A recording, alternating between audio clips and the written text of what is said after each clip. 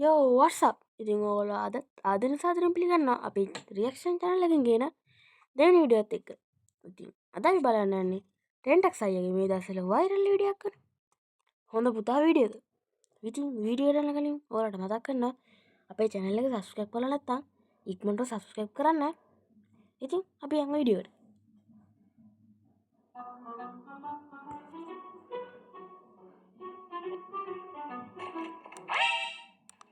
Mister Uddika අපි පරක් වුණාද මන්ද ටිකක් මං හිතුවා මීට කලින් එයි කියලා එන්න හිටියේ මූ ලත වෙනවා what මොනවද ඒ කියන්නේ නෑ මේ අපේ කොල්ල පරක් වුණා ජොට්ටක්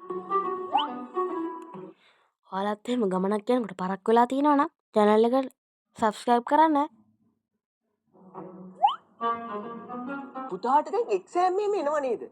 පාඩම් එහෙම කරන්න වෙති දැන්.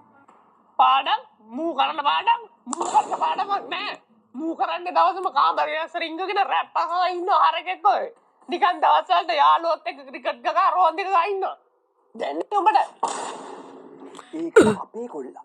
ගේමයි. දවසම කරන්නේ පාඩම් කරන එක. කෙල්ලෝ යාළුවෝ නම් ටිකක් ආශ්‍රය කරනවා. කොල්ලෝ යාළුවෝ නම් ආශ්‍රයක් නෑ වැඩිය. ඉන්නේ අර කසුන් කොල්ලා තමයි.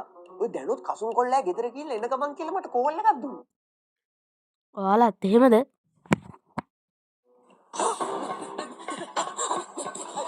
අංකල් ටොයිලට් එක කොහෙද තියෙන්නේ? දැන් ඔබට හැරෙන්න.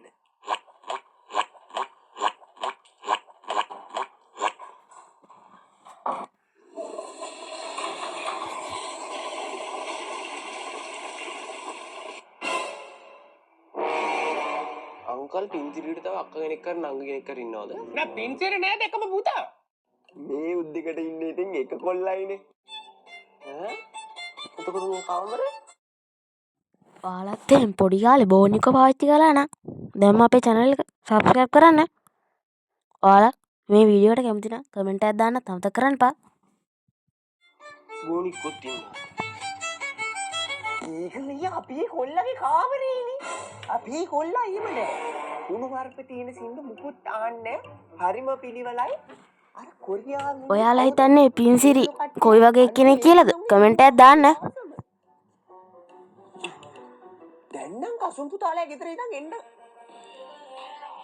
මේ එන්නේ කියනකොටම තාත්ති මං ආවා. පුතා මගේ බටවරයා.